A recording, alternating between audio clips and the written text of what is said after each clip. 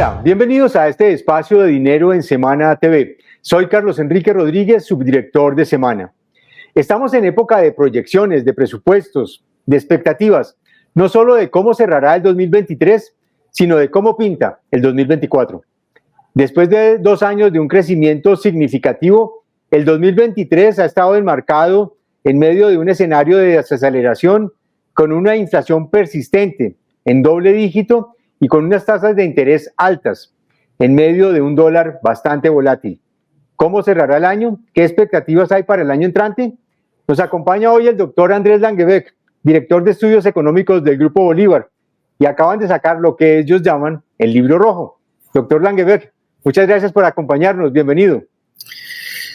Carlos Enrique, muy agradecido de esta invitación. Qué rico estar compartiendo con ustedes las proyecciones del libro y bueno, aquí somos todos oídos para sus preguntas y sus inquietudes. Bueno, no, espero que me ayude porque esto es las épocas de la bola de cristal, de mirar cómo pinta el cierre del año y el año 2024. ¿Cómo están viendo un poco el cierre de este año después de conocerse el resultado del segundo trimestre, que fue bastante regular, del 0,3%, que prendió las alarmas de todo el mundo cuando fue muy cercano a cero y algunos empezaron a ver amenazas de recesión? Sí, bueno, mira, nosotros tenemos un estimativo de crecimiento para este año del 1.1%, lo cual obviamente demuestra que la economía colombiana está en una desaceleración. Recordemos que el año 2022 habíamos crecido 7.3%. Entonces, pues lo que estamos viendo es el resultado de un ajuste en el crecimiento de la economía colombiana. Recordemos que Colombia creció mucho en 2021, 2022. Nuestros crecimientos fueron del 11 y del 7,3. América Latina en ese mismo periodo creció 7,9 y 3,9, o sea, nosotros crecimos muy por encima de América Latina. Lo hicimos generando unos desajustes en la economía colombiana muy fuertes, un déficit fiscal fuerte, una inflación bastante elevada. Por lo tanto, digamos, el 2023 sabíamos que se iba a comportar así. De hecho, cuando yo examino mis proyecciones del año pasado, creo que le vamos a pegar casi que al centavo al crecimiento de la economía, porque las tasas de interés han venido subiendo, el déficit fiscal ha venido bajando, estamos en la corrección de buena parte de esos desequilibrios macroeconómicos y eso explica que la economía colombiana no crezca mucho. Pero no lo considero, digamos, tan mala noticia. Si acumulamos el crecimiento 2021 a 2023, la economía colombiana sigue siendo una de las economías que más ha crecido después del COVID. Y eso, pues, creo que es muy importante. Es un soft landing, no esperamos que haya recesión, simplemente un crecimiento más bajo que el que teníamos, que, como digo, no era sostenible. Hay un escenario en donde todavía hay algunas alertas y alarmas encendidas, que es el tema de la inflación. Hay todavía muchas presiones acerca de la inflación. Se nos viene un fenómeno del Niño donde va a haber presión sobre alimentos, presión sobre tarifas de energía. Hay un tema de arriendos del que hemos hablado permanentemente y sobre todo persiste el tema de los incrementos en los precios de la gasolina. ¿Qué tanto va a persistir el tema de inflación? ¿Cómo cerrará el año en tema de inflación? Sí, Carlos Enrique, este es un tema que es particularmente importante en ciertos países de América Latina. A nosotros se nos olvida, pero durante los años 70 y los 80 y los primeros 5 años de los 90 tuvimos tasas de inflación bastante altas y eso nos obligó a ir desarrollando unos mecanismos de indexación de precios que son muy complicados. Yo tengo a mi cargo el seguimiento no solamente de la economía colombiana, sino de otros países en la región, especialmente países centroamericanos, y encuentro que esos mecanismos de indexación, que son muchos para la economía colombiana, que tienen que ver con el salario, que tienen que ver con las tarifas de servicios públicos, que tienen que ver con los arrendamientos, que tienen que ver con matrículas en colegios privados, matrículas y pensiones en colegios privados. No es algo necesariamente observable en todos los países de América Latina. Fueron países que sufrieron altas inflaciones como Chile, Brasil, Argentina, Perú, los que tienen estos mecanismos de indexación desarrollados. Entonces, obviamente, cuando eso ocurre, el haber incrementado el salario mínimo en 16% para este año, el tener, lamentablemente, como tú lo mencionas, un fenómeno climático que ha sido más severo de lo que inicialmente habíamos esperado, el fenómeno del Niño, que en la mayor parte de las regiones del país produce déficit de lluvias, pues obviamente ha generado problemas de inflación. Nosotros creemos que la inflación debe estar terminando el año entre un 9.8 y un 10%, sigue siendo alta en términos de los estándares de América Latina y sin duda es un desafío también grande para la política monetaria porque entre más incrementemos el salario mínimo, entre más sea la inflación terminal del 2023, pues las presiones vía indexación de precios para el 2024 seguirán siendo importantes. Claro, porque usted va a terminar un 2023 con una inflación, si va a terminar de 2 dígitos, usted ahí le va a pegar salario mínimo y por lo menos arriendos. Sí, nosotros estimamos en el libro precisamente que el incremento del salario mínimo debe estar alrededor del 11,8%. Claro, es bastante menor al que tuvimos para este año, pero sigue siendo, digamos, un incremento no despreciable que genera un impulso inflacionario, especialmente en los primeros meses del próximo año.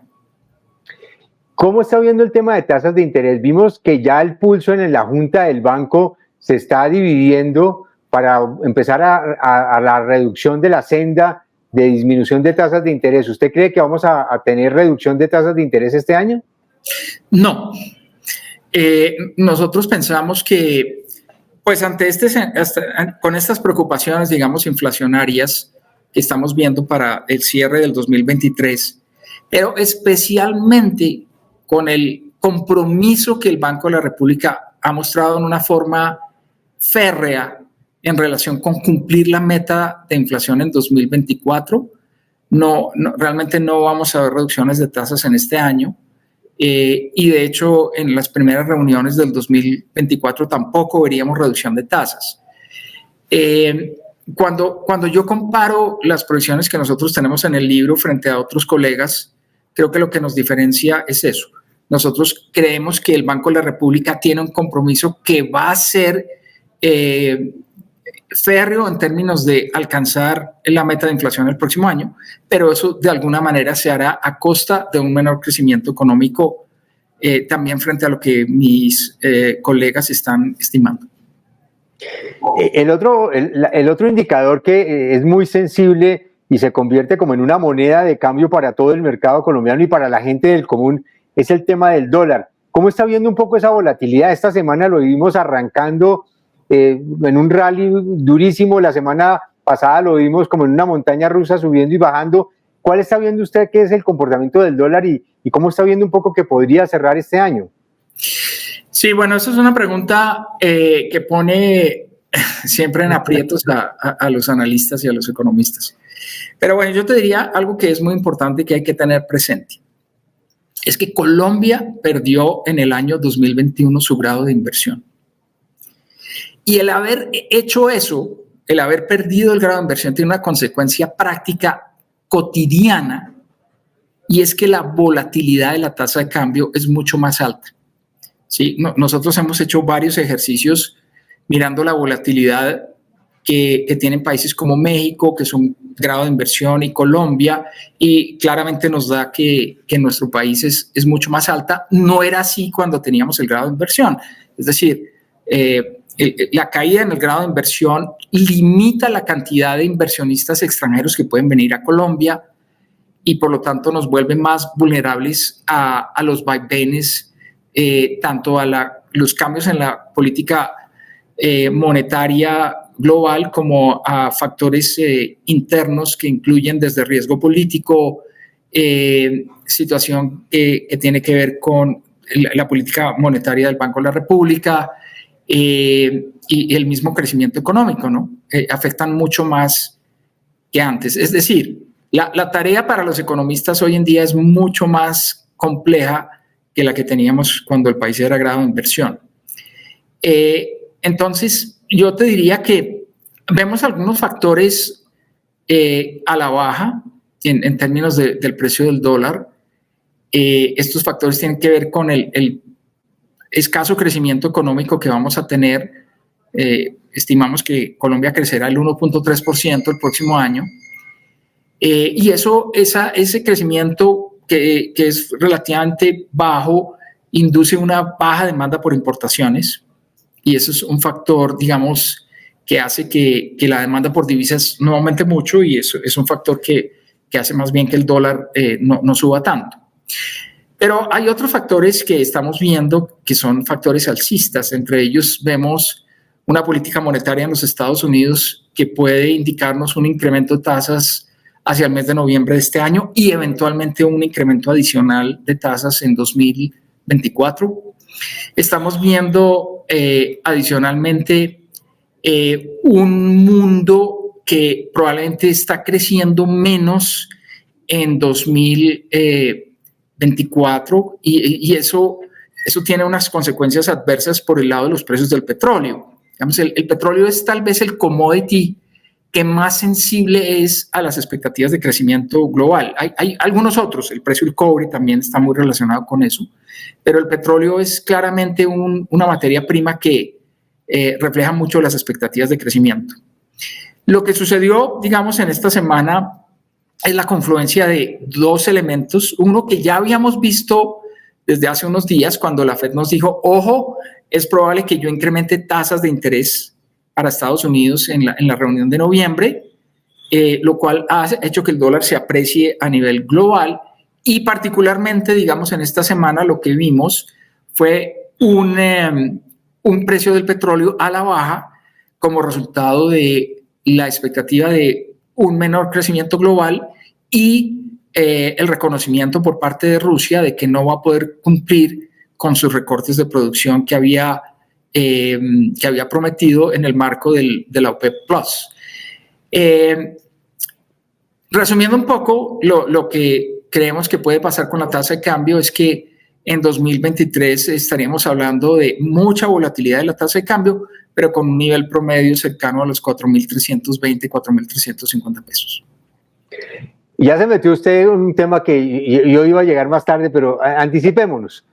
¿Qué tanto está pesando en este comportamiento de la economía y en este comportamiento del dólar que se convierte como en esa moneda de cambio del tema económico, las tensiones internas y el peso de las decisiones políticas en Colombia? ¿Y a qué me refiero? Al tema de las reformas y al tema de los anuncios que ha hecho el gobierno, que vamos a modificar la regla fiscal, pero que es una reflexión filosófica. Y ese mismo día de la rueda de prensa del Banco de la República, el mismo ministro de Hacienda reconoce que también están mirando cambiarle algunas funciones al Banco de la República. Eso también pesa dentro del escenario macro del peso de la economía y de lo que pueda pasar con un indicador como el dólar. Sin duda, sin duda. Digamos que recordemos que la economía colombiana el año pasado fue una de las que presentó mayor devaluación de la tasa de cambio. Y si bien vimos que hubo fenómenos globales como la apreciación del dólar, que tan fuerte hasta el mes de octubre del año pasado, también obviamente la elección de un gobierno de izquierda generó mucha preocupación y lo hemos observado, por ejemplo, en los flujos en la balanza cambiaria, donde hemos visto salidas de capitales de colombianos hacia el exterior. Pero también hay que reconocer que precisamente en ese tema de riesgo político, pues hemos tenido unos desarrollos muy importantes en este año. Hemos visto fallos del Consejo de Estado en contra de un decreto del gobierno para regular el tema de tarifas de energía. Hemos visto recientemente el fallo de la Corte Constitucional sobre el tema de la emergencia económica en La Guajira. Hemos visto el Congreso, digamos, exigiendo un mayor análisis y profundidad en términos de los impactos de las medidas propuestas. No resulta conveniente que uno apruebe una reforma, por ejemplo, del sector de la salud, sin entender muy bien cuáles son las implicaciones desde el punto de vista de los costos, desde el punto de vista de la eficiencia, desde el punto de vista de los riesgos de que el sector público asuma funciones para las cuales podría no estar preparado. Y hemos visto debates que pues, digamos, son muestra de una madurez institucional en Colombia que ha sido destacada por las calificadoras de riesgo y que obviamente también ha significado que Colombia sea uno de los países con mayor apreciación de la tasa de cambio en este año.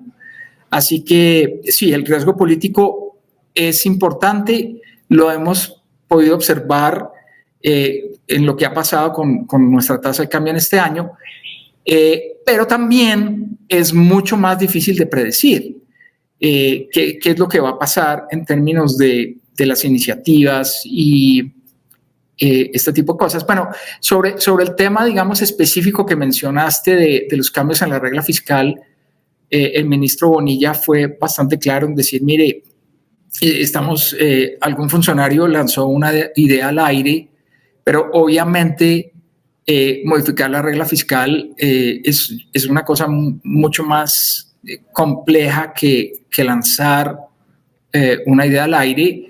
Implica un consenso al interior del gobierno, que sería lo que quisieran, incluye la elaboración de un proyecto de ley, incluye ese paso de ley por el Congreso, que ya sabemos que tampoco es sencillo. Yo sobre ese tema, digamos, particularmente no vería conveniente, y creo que es una buena manera de ratificar la confianza de inversionistas extranjeros y de nacionales en Colombia. Yo no vería tan oportuno intentar modificar la regla fiscal. Me parece que la última regla fiscal tiene muchas ventajas frente a la regla que teníamos anteriormente. Garantiza la convergencia en el largo plazo de la deuda a un umbral cercano al 55% del PIB. Y todo eso es muy positivo para Colombia. Tener excesos de deuda, como lo sabe cualquier persona que ha tenido un crédito en su vida y que ha sido excesivo, que pues esa es una situación que genera vulnerabilidades. Así que esa regla fiscal fue redactada analizando las mejores prácticas en el mundo sobre eso. El Comité Autónomo de la Regla Fiscal es ya una institución, no es solamente, no es simplemente un cálculo, es una institución que vela por el buen comportamiento de las finanzas públicas. Así que, bueno, esa es una institución, es parte de la institucionalidad en Colombia y creo que pues eso llegó para quedarse y celebramos que sea así. Y frente al tema de cambiarle funciones o alcances al tema del Banco de la República, en el sentido de que no se enfoque solo en la inflación, sino también en temas de crecimiento o empleo, ¿usted cómo lo vería? Digamos, el mandato del Banco de la República es bastante claro, digamos. Ya ha habido no solamente la ley de creación del banco, la propia Constitución, sino fallos de la Corte Constitucional, y es un mandato dual. Yo te diría que en Estados Unidos también es un mandato dual, y creo que todos los banqueros centrales terminan sopesando ambos temas. En el caso particular de Colombia, sin embargo, yo quiero remontarme al hecho de que la economía colombiana haya crecido tanto en 2021 y 2022. Yo creo que precisamente eso demuestra que hubo preocupación por no estrangular, digamos, la recuperación económica después del COVID, pero que lamentablemente llegamos a unos niveles de inflación que son muy altos. Recordemos que en este tema de altas inflaciones o medianas inflaciones, por lo general son los pobres los que más sufren en procesos de esta naturaleza. Entonces, yo creo que aquí no solamente estamos hablando de de que el Banco de la República ha sido responsable en el manejo monetario de Colombia, que sigue siendo responsable, que tiene en cuenta no solamente el crecimiento y la inflación, sino que incluso tiene consideraciones en términos de redistribución del ingreso y de entender que no todos los agentes económicos en la economía tienen la posibilidad de reajustar sus ingresos al mismo ritmo que el salario mínimo, por ejemplo. Nosotros tenemos una informalidad muy grande del mercado laboral y muchos de esos empleados informales o trabajadores informales por cuenta propia pues tienen muchas dificultades en hacer que sus ingresos se eleven en la misma proporción del salario mínimo. Bueno, ahora sí, cerremos este paréntesis que estuvo bastante interesante. Miremos ahora, sigamos mirando proyecciones. Miremos el 2024. ¿Cuál es el estimativo de crecimiento que ustedes tienen para ese año? 1.3%, Carlos Enrique. La gente me tilda de pesimista. Muchos de mis colegas están un poco más elevados, pero yo tengo, digamos, al igual que las proyecciones del Banco de la República, yo tengo en consideración en mis proyecciones la práctica seguridad de que el Banco de la República va a hacer todo lo necesario para que la inflación en Colombia sea del 3% o entre el 3 y el 4% al finalizar el 2024. Así que tengo la mala noticia de tener un menor crecimiento que mis colegas, pero sí tengo también la buena noticia de que mis proyecciones de inflación son más bajas que las de otros analistas. ¿Qué va a mover la economía del año entrante? Es decir, en este escenario, cuando vimos un poco el comportamiento de la economía en el segundo trimestre de este año, vimos que la industria, las obras públicas, la construcción estuvieron bastante contraídas, el comercio estuvo bastante deprimido. ¿Qué estamos esperando que se mueva en lo que resta del 2023 y en el 2024? ¿Qué va a pasar con el gasto público? Mira, una de las cosas que sin duda estamos viendo, yo creo que el 2023 ya cierra con unas tendencias bastante claras. Tenemos por el lado del PIB, por el lado del gasto, como decimos los economistas, tenemos un ajuste importante en el crecimiento del consumo de los hogares. El crecimiento del consumo de los hogares al finalizar el año 2022 era cercano al 9.2% y ahora tenemos un crecimiento que es muy, muy inferior, cercano al 1%. Entonces tenemos un ajuste importante. Vemos también una caída de la inversión privada, especialmente. Y para el próximo año, nosotros creemos que el consumo de los hogares va a verse favorecido. Hay factores a favor y en contra del aumento en el consumo privado. Uno de los factores a favor es la desinflación. Si nosotros tenemos una inflación del 3,9% en 2024, pues va a haber mucha gente que sobre todo tiene salarios, digamos, vinculados al salario mínimo, que van a ver un aumento en el poder adquisitivo del salario. Sin embargo, vamos a tener tasas de interés más altas, lo que significa que algunos sectores, especialmente productores de bienes durables, incluyendo la construcción de vivienda, pues van a seguir afectados en el próximo año. Yo te diría que dentro de las perspectivas sectoriales, sin duda, el sector que más nos preocupa es el sector de la construcción de edificaciones, para el cual tenemos una caída que es considerable, es una caída del 6,2%. Pero también estamos viendo un incremento importante de la inversión pública que crece en el acumulado del 2023 y el 2024 crece un 40% en términos reales. Ese es un crecimiento importante que puede compensar en algo la caída que estamos viendo en la inversión privada. ¿Qué están viendo en el comportamiento global? Porque hemos visto que el comercio, y usted lo mencionaba ahora, las importaciones se han caído, las exportaciones, ahorita vimos los resultados de agosto que se contrajeron 10%, y como diría el doctor Javier Díaz de Analdex, hay una noticia buena y una mala. La mala es que se siguen cayendo, pero la buena es que ese menos 10 es más favorable que el menos 30 de julio. Sí, no, yo tenía, en el caso particular de exportaciones, hay una buena noticia, y es que hasta hace pocas semanas ese tema de la probabilidad de una recesión de la economía norteamericana era muy generalizada, o por lo menos veíamos al interior de los analistas en Estados Unidos una división muy grande entre quienes afirmaban que sí va a haber recesión y quienes no. Hoy en día, con base en lo que estamos viendo de crecimiento para Estados Unidos, las probabilidades de una recesión en Estados Unidos son más bien bajas. El estimativo de crecimiento para esa economía es un poco menos optimista que el que tenemos para este año. Este año la economía de Estados Unidos puede crecer al 2,1, el próximo año 1,5, pero como te digo, la gran ventaja es que Estados Unidos tendría una baja probabilidad de recesión, y eso es algo positivo, sobre todo para las exportaciones no tradicionales.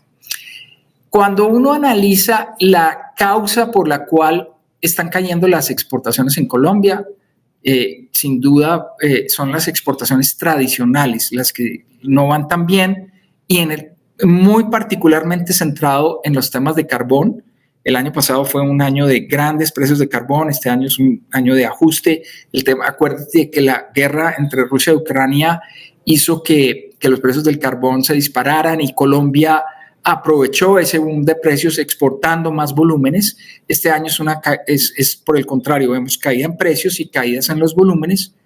Y también vemos un tema de café que es algo menor, pero creo que tenemos buenas noticias en términos de lo que podría ser una cosecha cafetera un poco mejor en octubre.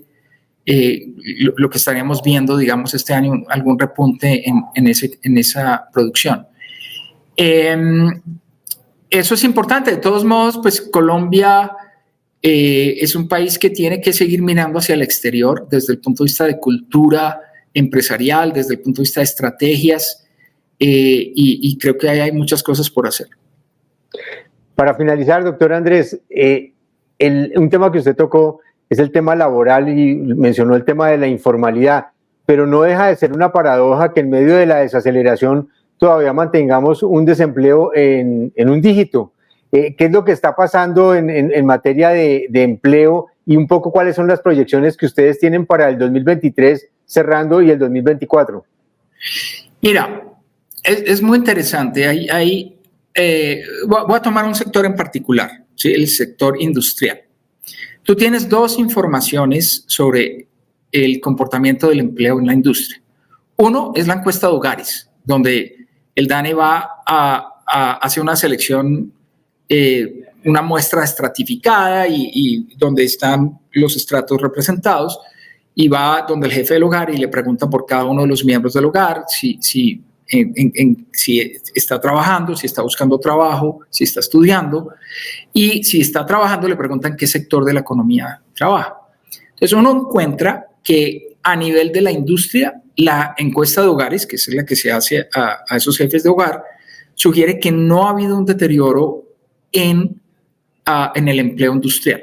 Sin embargo, otra fuente del empleo industrial es la encuesta mensual manufacturera, que es la que hace el DANE, ya no a los jefes de hogar, sino a los industriales. Y ahí vemos caídas en el empleo. ¿Cuál es la explicación de por qué cae el empleo en la industria según la encuesta, según los industriales, y por qué no cae según los hogares? Es que hay seguramente muchos trabajadores que han salido de las empresas, especialmente empresas medianas y grandes, pero han tenido la capacidad de reubicarse en sectores donde las empresas son más pequeñas, o incluso en algunas actividades microempresariales con tamaños de empresas de muy bajo número de empleados.